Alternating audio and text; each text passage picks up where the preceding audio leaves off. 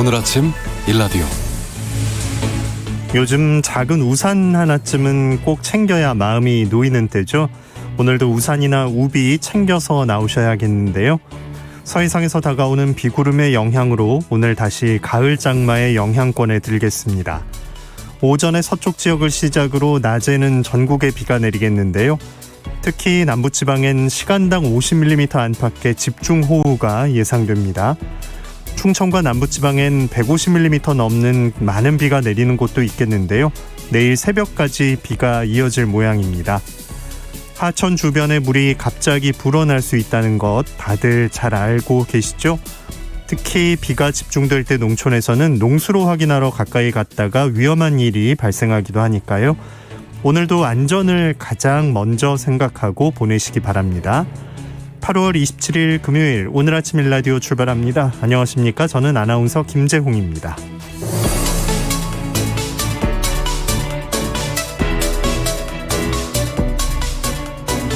오늘 금요일 새농퀴 당첨자 발표가 있는 날입니다. 이번 주 정답 그리고 선물 받으실 분들을 지금 바로 알려드립니다.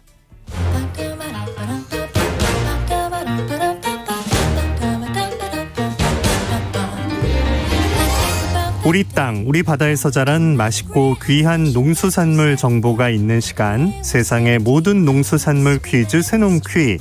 이번 주 문제부터 다시 보겠습니다. 천연 인슐린이라고 불리는 이것, 박과식물 가운데 하나로 칼슘, 인, 철, 나트륨 등의 무기질과 식이섬유가 풍부한 채소입니다.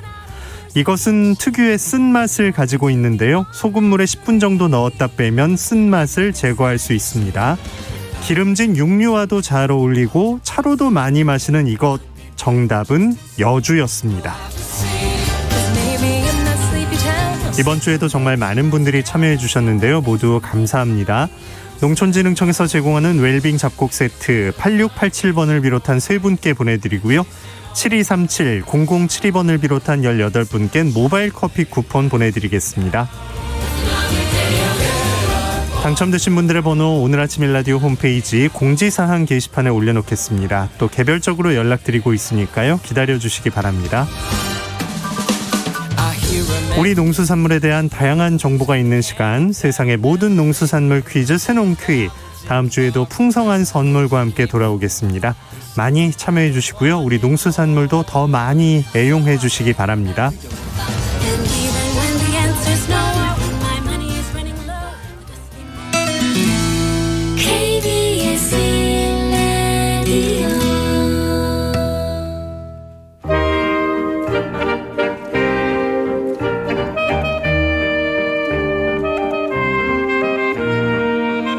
이번 달 원유 가격이 리터당 21원 인상됐습니다.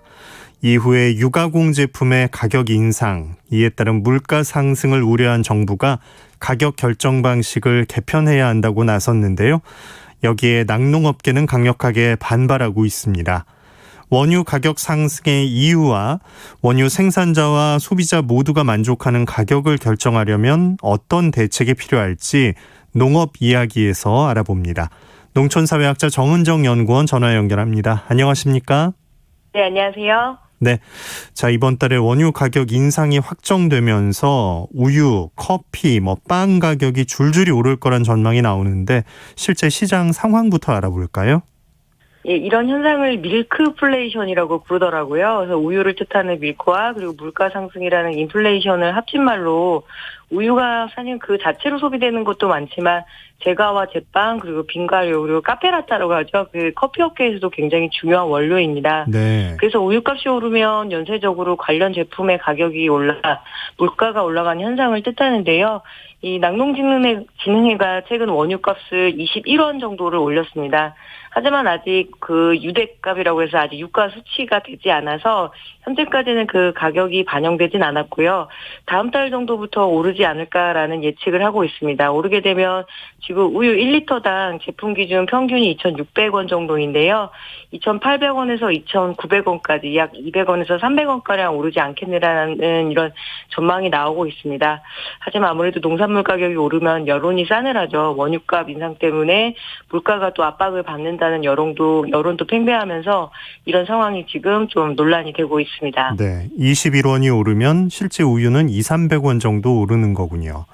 네네. 그런데 이번 인상이 사실 시행 시기를 한번 미룬 거였다고요? 예, 코로나 상황과 여러 가지 어려움이 있어서 이게 1년간 유예가 돼서 이번 8월부터 시행이 되는 건데요. 앞서 말씀드렸듯이 원유값은 2018년 이후 3년 만에 처음으로 오르는 겁니다. 물가란 자연스럽게 상승을 하는 것이 시장 경제 체제에서는 굉장히 당연한 일이지만 워낙 우유가 계란과 더불어 민감 품목이다 보니까 농식품부를 비롯해서 정부 당국이 매우 촉각을 세우고 있습니다. 네. 결론적으로 이번에 3년 만에 이제 올랐고요.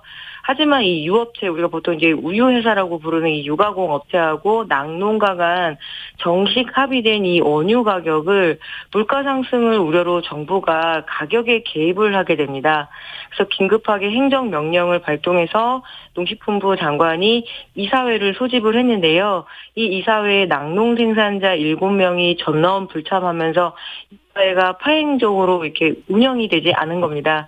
그래서 이후 낙농업계가 농식품부의 행정명령 발동에 굉장히 강한 불만을 표시하면서 현재까지 첨예한 갈등이 이어지고 있습니다. 꽁꽁 이제 잡아두려고 어떻게든 노력을 했던 것 같은데 네네. 우유값이 아까 물가 얘기도 하셨지만 오를 수밖에 없는 이유들이 또 여러 환경들이 있잖아요. 네, 일단 우유 소비를 둘러싼 환경의 그 변화가 굉장히 커졌습니다. 소비자 패턴들이 그만큼 변한 건데요. 우유는 특히 영유아들이 많이 섭취하는 축산물입니다. 네. 어른들은 몰라도 어린이들에게 우유나 치즈 그리고 요거트 등 유제품을 필수적으로 공급을 하고요. 그래서 1981년에 초등학생들에게 우유급식을 실시해 왔습니다. 그리고 점점 확대를 해서 중고등학교 그리고 군대까지 이렇게 급식이 실시되었는데요. 하지만 이제 주요 소비층인 영유아와 그 유소년 인구가 급격히 감소를 했습니다. 그리고 이제 한국의 식생활 패턴도 우유 소비, 즉 마시는 시유라고 하는데요. 그 소비는 감소한 반면에 치즈나 버터 등 유가공 제품들의 어떤 소비는 빠르게 증가를 했습니다. 하지만 청취자들께서도 주변에서 흔히 섭취하는 치즈나 이 유가공 제품들의 성분 표시를 보게 되면은 상당수가 수입 원유를 쓰고 있거든요. 네. 이 낙농 선진국가의 FTA 추진 때문에 수입 유제품과 경쟁을 해야 하고 또 시장이 개방이 되면서 이 유제품 수입도 이게 확 늘어나다 보니까 대내 환경이 굉장히 급격한 변화를 맞닥뜨렸습니다. 그러니까 유제품이 많이 팔린다고 해서 국내 우유 업계가 이렇게 발전하는 그런 건 아니거든요. 그런 그 차이 때문에 좀 더 어려웠고요. 어려운 상황입니다. 아이들은 점점 줄어들어서 그것도 어려운데 또 수입산 원유가 많이 활용이 되고 있네요. 국내산 원유 경쟁력이 좀 걱정이 되는데 지금 원유 가격은 그럼 어떻게 정하는 건가요? 예, 낙농가는 젖소를 사육해서 원유를 생산하고 보통 이 우유회사라고 부르는 유제품 가공업체에 공급을 합니다. 이때 낙농가가 공급하는 원유의 가격은 생산자 집단 간의 공급 능력과 그리고 유제품 가공 시장의 어떤 그 수요에 따라 결정이 되는데요.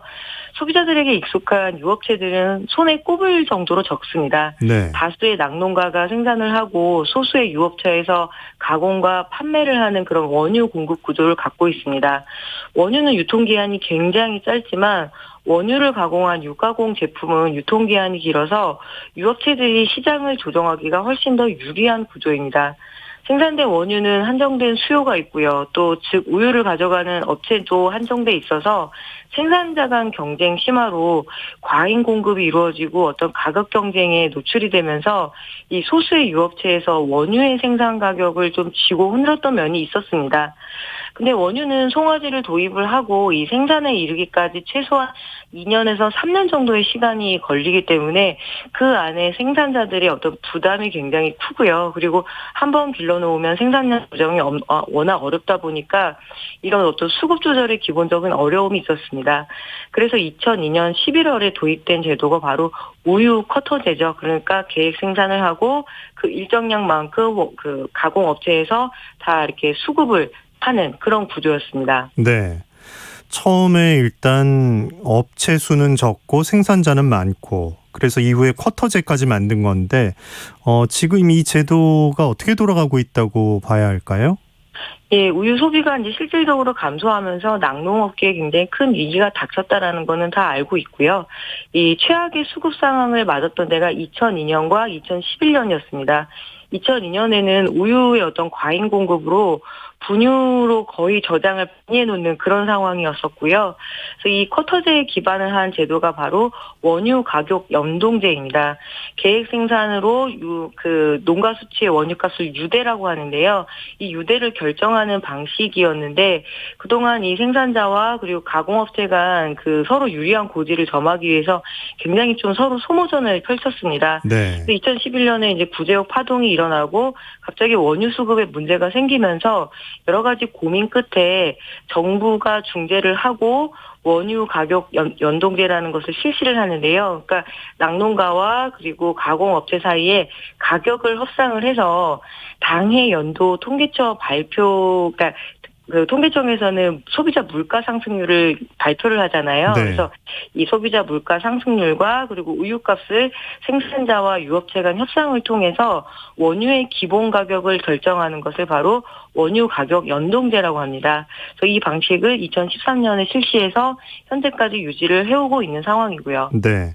이걸 이제 조금 바꿔보겠다는 것 같은데 좀 얘기 나온 것들이 있습니까?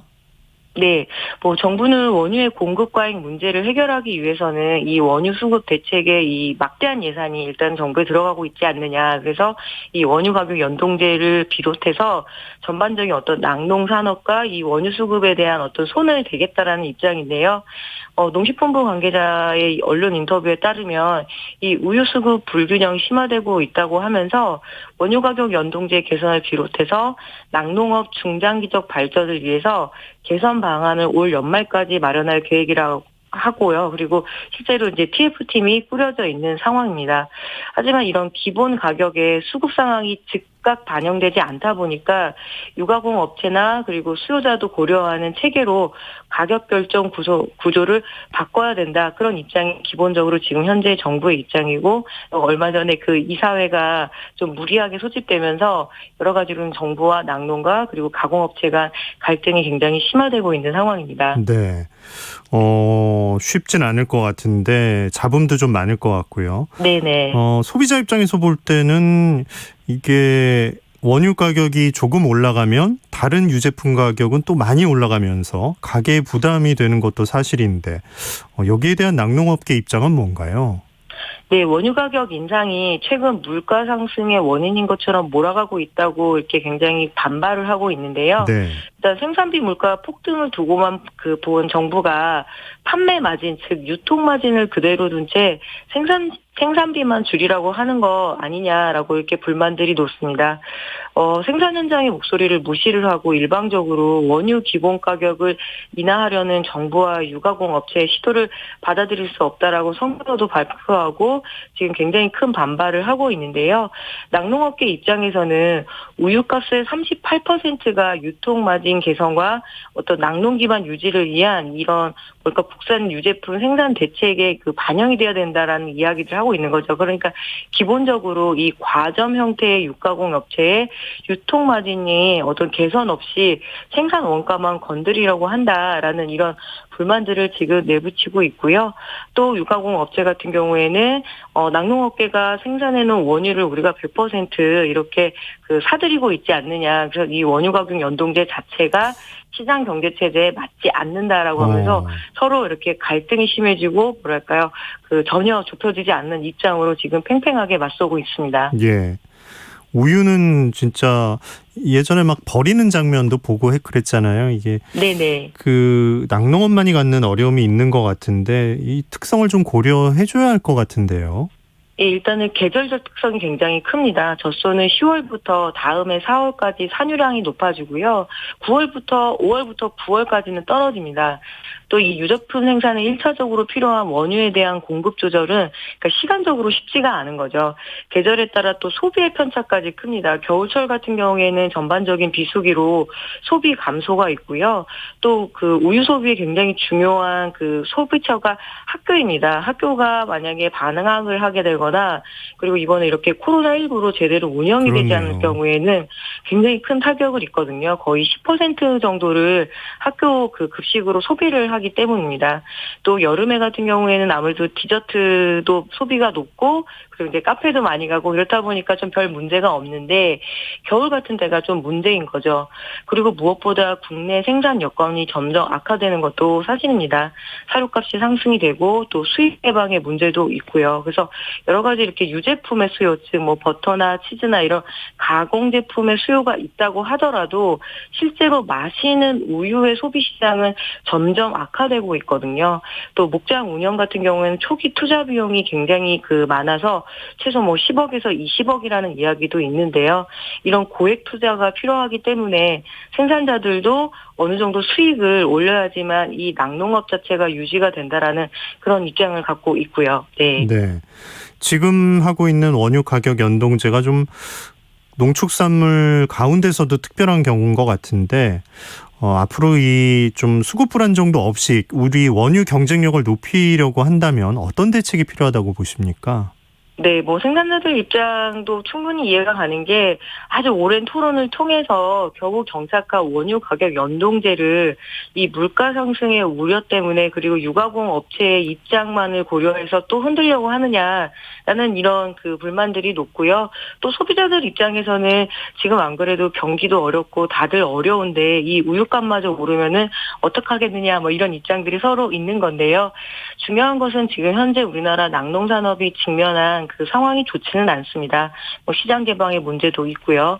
그리고 또 여기에 우유에 대한 어떤 건강 논란, 안정성 논란까지 한 번씩은 불거지거든요. 그래서 이런 논란에 또 대응을 또 해야 되는 거고 동물권에 대한 관심이 높아지게 되면서 동물복지 체제를 갖출 수 있느냐 없느냐 이런 어떤 기로에 섰는데 현재 우유 산업 구조를 좀 질 좋고 다양한 유가공 제품이 개발될 수 있도록 업계가 공동으로 노력을 좀 해야 되는 것은 맞습니다. 그리고 이제 이런 현실을 개선하는 과정에서 이 연동제뿐만 아니라 어떤 다양한 이해들을 좀 의견들을 수렴을 하고 가급적이면 이 낙농업이 유지되는 방향으로 그리고 소비자들에게는 좋은 우유를 또 이렇게 안전하게 소비될 수 있는 그런 방향으로 좀 이렇게 길게 토론을 해야 되는데 이번에 좀 정부가 너무 마음이 급했던 것 아닌가라는 생각이 드네요. 네. 농업 이야기 농촌사회학자 정은정 연구원과 오늘 원유 가격 인상에 따른 여러 가지 문제에 대해서 생각해 봤습니다. 고맙습니다. 네, 고맙습니다.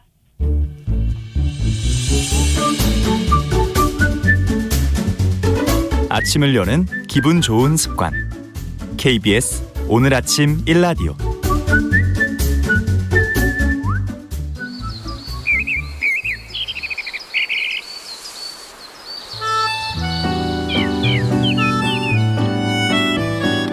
숲으로 가는 길. 숲 해설가 김서정 작가와 함께하는 시간입니다. 안녕하세요. 네, 안녕하세요. 네, 오늘 어느 숲으로 안내해 주실 건가요? 네, 여름에 바닷가에 가는 이유는 모래사장도 거닐고 물놀이도 하는 것인데요. 잘 살펴보시면 모래사장 주변에도 물속에도 식물이 자라고 있는 것을 볼 수가 있습니다. 바다 물속에 사는 식물을 해조류라고 하는데요. 이를 보려면 잠수를 해야 하지만 미역, 김, 다시마 등 식탁에 많이 올라와 항상 접할 수가 있고요. 바닷가 모래땅이나 갯벌 등 소금기가 많은 땅에서 자라는 식물을 염생식물이라고 하는데요. 이는 관심을 가져야만 보입니다. 그래서 오늘은 53년 동안 일반인들의 출입이 통제되었다가 올해 4월에 개방된 강원도 삼척 덕봉산 해안 생태 탐방로를 소개해드리겠습니다. 네. 50년 넘게 사람들 발길을 통제했던 곳인데 네. 처음에 이유는 뭐였습니까? 예. 그곳은 방탄소년단의 노래 퍼미션 투 댄스 앨범 재킷을 촬영한 것으로 알려진 맹방 해수욕장, 그 옆에 있는 덕산 해수욕장 사이에 그 높이 53.9m의 덕봉산이 있는 곳인데요. 지난 1968년 11월 울진 삼척지구 무장공비 침투 사건 이후 군 경계 시설이 설치되면서 출입이 금지되었다가 지금은 해안길과 내륙길 등 모두 1km의 데크를 깔면서 시민들에게 좋은 경치를 선사해주고 있습니다. 이 덕봉산은 조선시대의 덕산도로 불리는 섬이었는데요. 얕은 바닷가에 모래가 쌓이면서 육지가 되었고 산 모양이 물을 담은 독인 물더덩과 비슷하다고 해서 더멍산이라고 했다가 이를 한자하면서 덕봉산이 되었다고 합니다. 네. 53m 높지 않다고 생각할 수 있지만 2층, 3층 전망대만 올라가도 그게 달라지잖아요, 시야가. 예. 거기 올라가서 동해를 보면 정말 가슴이 시원하게 뻥 뚫리겠네요. 예, 그렇습니다. 그래서 사람 얼굴 같기도 하고 동물 모양 같기도 한 기암 개석들을 데크 때문에 가까이서 볼 수는 없었지만요. 그 높이가 있는 잘 정돈된 데크길에서 망망한 푸른 바다와 기다란 백사장을 바라다보는 느낌은 정말 좋았습니다. 그러면서 생각해 보았는데요. 지구의 생물들은 바다에서 육지로 올라왔다고 하는데 식물은 어떤 과정을 거쳤는지 궁금해졌습니다. 네. 진짜 아무것도 없던 곳에 이제 식물들이 생겨난 건데 과정이 진짜 신기한 과정을 거쳤을 것 같아요. 네네. 그래서 약 5억 년 전 육지에는 세균은 물론이고 살아있는 생명체가 하나도 없었다고 합니다. 하지만 바다 물속은 시아노박테리아나 해조류들이 가득했는데요. 자외선도 강하지 않고 온도 변화도 크지 않고 물도 바로 얻을 수 있었기 때문입니다. 그래서 바다 식물들이 광합성을 열심히 한 결과 지구 대구에 산소가 채워지기 시작했고요. 그중 일부가 오존층을 만들면서 강한 자외선을 막아주게 되었습니다. 그러면서 파래 같은 녹조류 등의 바다 식물이 육지에 올라와서 이끼류가 되었고 고사리 같은 양치 식물도 자라면서 차츰 뿌리, 줄기, 잎 등으로 분화된 즉 현재의 나무가 되었습니다. 그러니까 육지 식물은 조상 식물인 바다 식물의 활동으로 인해서 생겨났다는 것인데요. 이는 지구상의 생명 탄생 이후 가장 위대한 사건으로 불리고 있습니다. 네. 육지에 식물이 나타나면서 이제 우리가 살 수 있는 건데 그 시작은 바다에서 이제 비롯된 거네요. 네. 그곳에서 어떤 나무를 소개해 주실 건가요? 예. 순비기 나무입니다. 덕봉산 해안 생태 탐방로는요. 맹방 해수욕장에서 외나무 다리를 건너서 들어가도 되시고요. 덕산 해수욕장에서 모래사장을 지나 데크길을 걸어도 되는데요. 양쪽 모두에서 보라색 꽃을 피우고 있는 모습이 너무 아름다워서 다가가서 알아보니 순비기 나무였습니다. 이 처음에는 바위에 납작부터 옆으로 뻗어 풀인 줄 알았는데요. 또 모래사장에서도 역시 옆으로 길게 자라고 있어 풀인 줄 알았습니다. 염생식물인 순비기 나무는 마편촉과 관목으로 나무이고요. 남부지방에서는 상록으로 늘 푸르고 중부지방에서는 낙엽이 지는 특성을 가지고 있습니다. 네. 이제 순비기 나무는 중부 이남의 해안가에서 흔히 볼 수 있는 나무인데요. 보통 빛을 많이 얻기 위해서 하늘로 꼿꼿이 자라는 나무와 달리 옆으로 가지를 뻗는 것은 바닷가 바람이 세기 때문이고요. 그래서 모래 땅속 깊이 뿌리를 뻗으며 자라는데요. 이 때문에 모래가 바람에 날아가지 않게 됩니다. 야, 모래도 잡아주는 순비기 나무. 해안가에 가면 꼭 찾아보셔야겠네요. 네. 이게 언뜻 풀인가 싶을 텐데 나무라고 하니까 신기하고 이름도 특이해요. 순비기 나무. 예, 좀 이름이 어렵습니다. 그래서 이 모래에 묻혀 있다고 해서 다 순비기 나무 뿌리는 아니고요. 날아온 모래가 줄기를 덮기도 하는데요. 그 모습이 마치 모래 속에 숨어서 뻗어 나가는 것 같다고 해서 순벗기 나무를 했다가 순비기 나무가 되었다고 합니다. 네. 또 하나는 그 제주 해녀분들과 관련된 이름인데요. 그 제주 해녀분들이 오랫동안 물질을 하고 난 뒤 물 위로 올라오셔가지고 내쉬는 숨을 순비소리라고 합니다.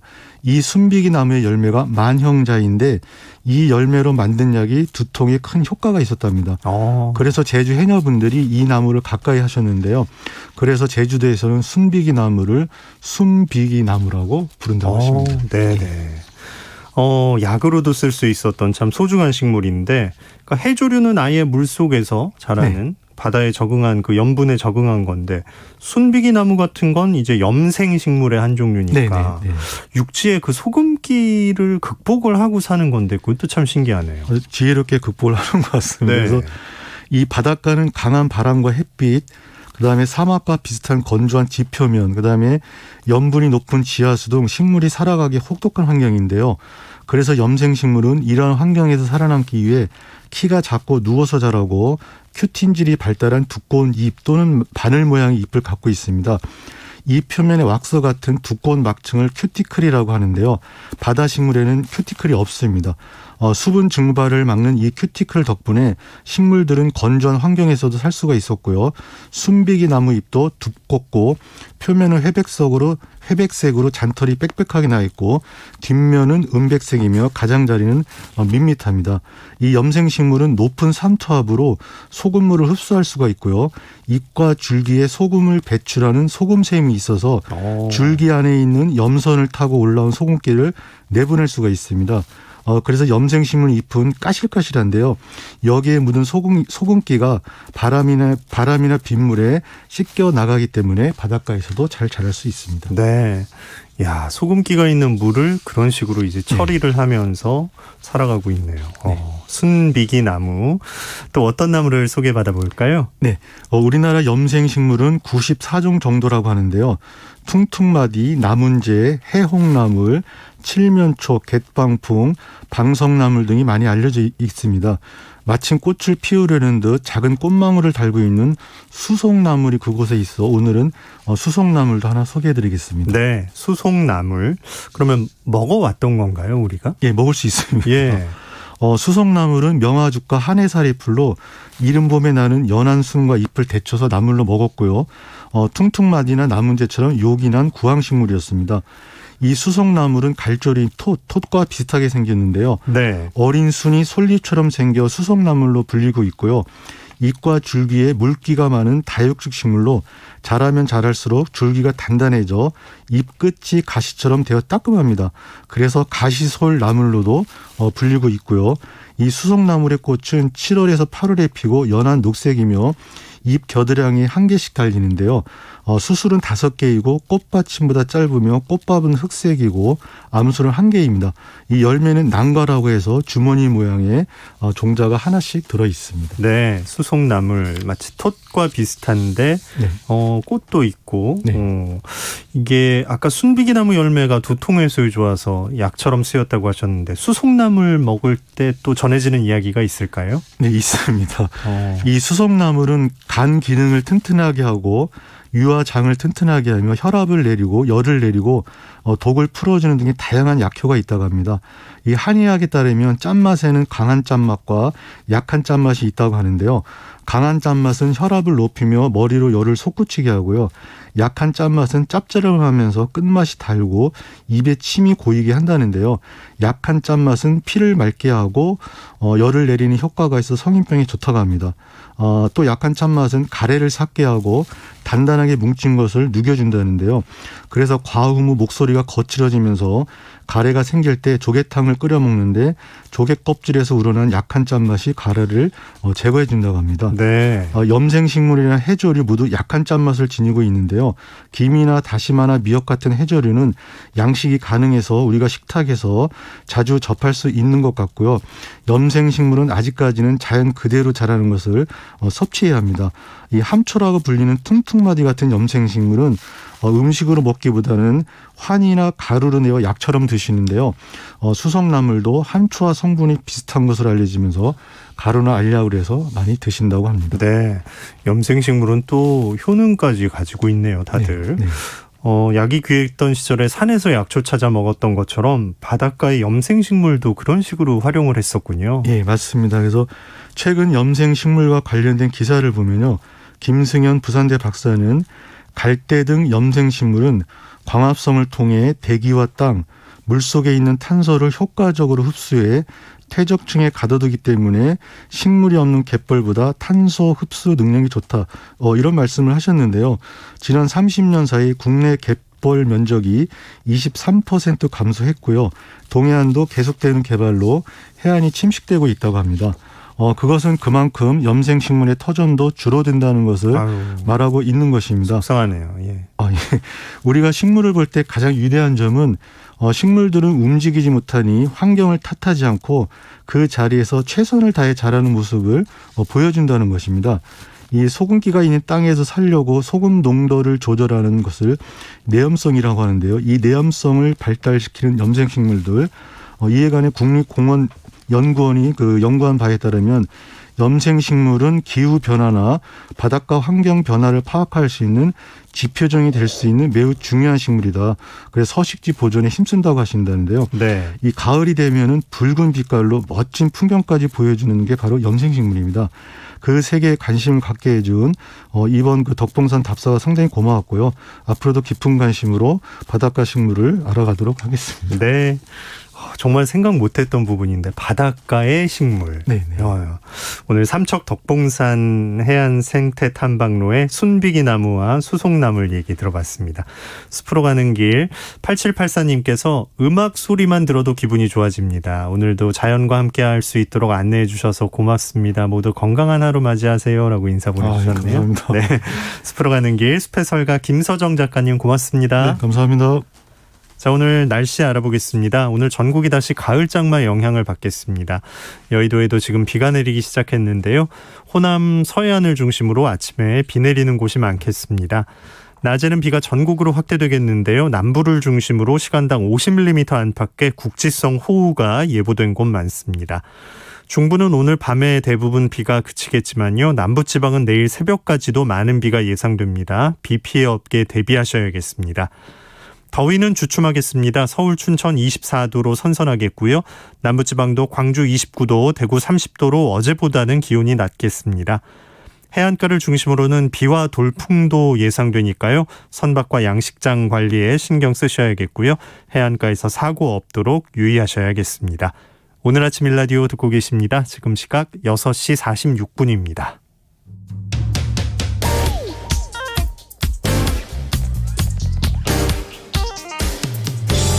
오늘 아침 뉴스 브리핑 정상근 기자와 함께합니다. 안녕하십니까? 네, 안녕하십니까? 네, 오늘 아프가니스탄 얘기로 시작을 해보죠. 카불 공항으로 사람들이 지금 탈출하고 있는데 자살폭탄 테러가 있었다고요? 네, 이 아프가니스탄 수도 카불 공항 외곽에서 현지 시간으로 26일 밤 연쇄 자살폭탄 테러가 발생해서 이 대규모 사상자가 나왔습니다. 테러를 자행한 조직은 서방 세계는 물론 탈레반에도 적대적인 이슬람 무장 조직인 이슬람 국가, 즉 IS로 보이고요. 네. IS도 자신들의 소행이라고 밝혔습니다.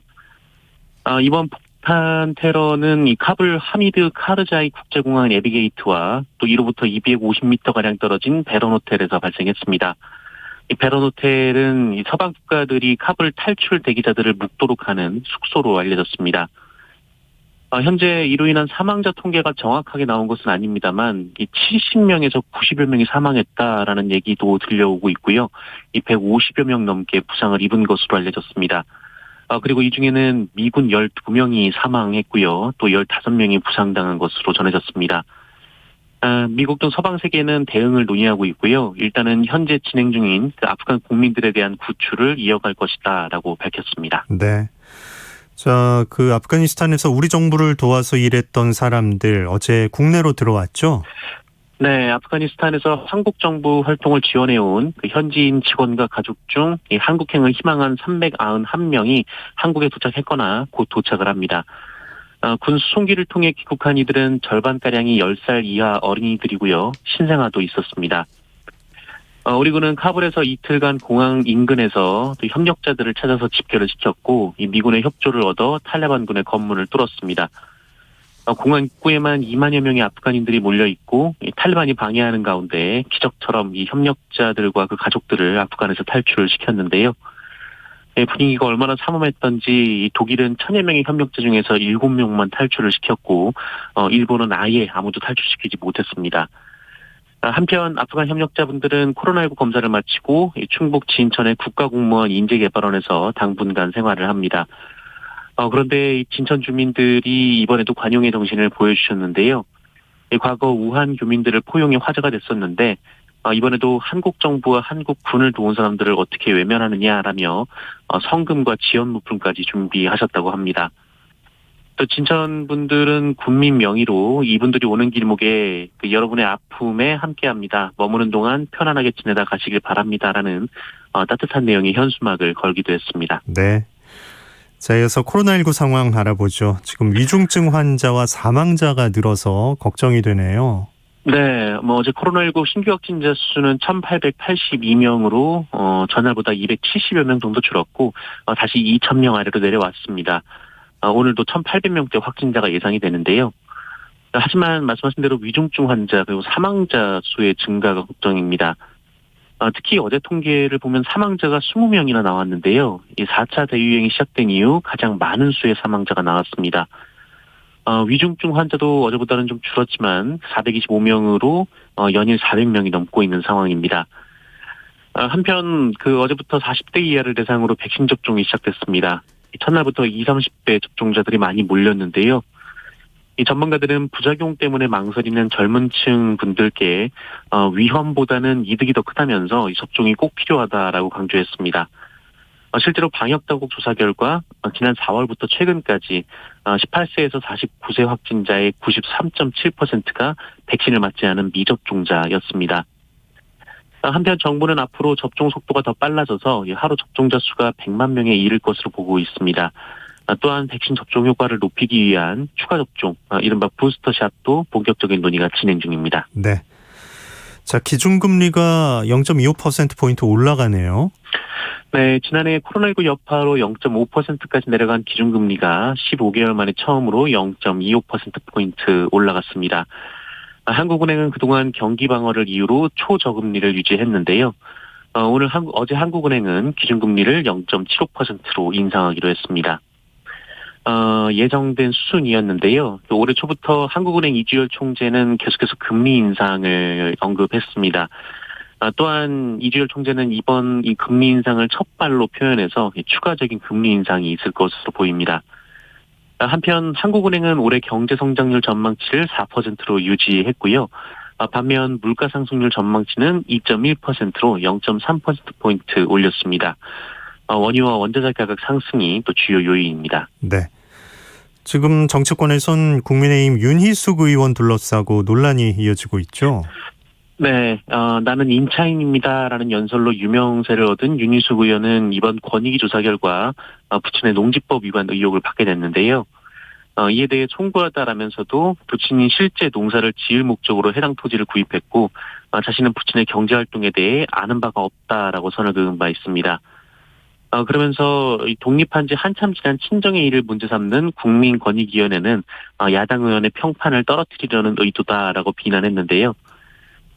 이 결정에 대해 국민의힘 원희룡 전 제주도지사는 결기가 대단하다라며 치켜세웠고 유승민 전 의원은 정치 공작이라고 주장했으며 이 최재형 전 감사원장도 이재명 후보를 비판했기 때문에 이런 발표가 있었던 거 아니냐라며 역시 정치 공작이란 취지의 주장을 했습니다.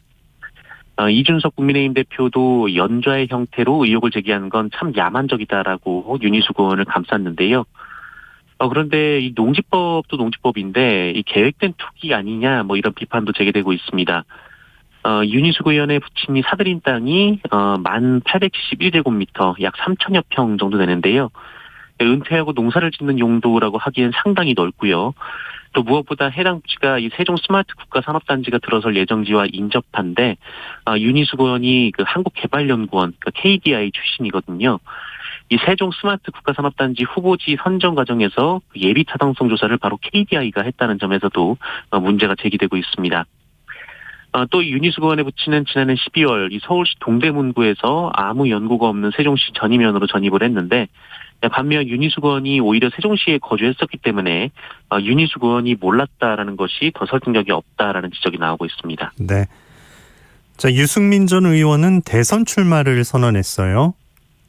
네, 국민의힘 유승민 전 의원은 어제 대선 출마를 공식 선언했습니다. 여의도 사무실에서 출마를 선언했고요. 이 대선 슬로건은 결국은 경제다, 강하다, 유승민으로 정했습니다. 유승민 전 의원은 달콤한 사탕 발림 약속은 하지 않는다라면서 우리 모두의 밝은 미래를 위해 꼭 해야 할 개혁을 용감하게 하겠다라고 밝혔고요. 경제부터 살려서 일자리를 만들겠다며 지난 30년간 추락해온 우리 경제를 다시 성장하는 경제로 만들겠다라고 다짐했습니다. 구체적으로 혁신 인재 100만 명을 양성해서 새로운 성장 엔진을 만들고 영호남에 걸친 남부 경제권의 비메모리 반도체를 이끌 반도체 미래 도시를 조성하겠다라고 공약했습니다. 또 복지국가로 가기 위한 촘촘한 사회 안전망과 노동 유연화를 강조하게 됐습니다. 네. 자, 이게 언제적 뉴스인가 싶었는데 요즘 있었던 일이네요. 성남시청 한 공무원이 미혼 공무원 명단을 따로 만들어서 이게 논란이 되고 있죠.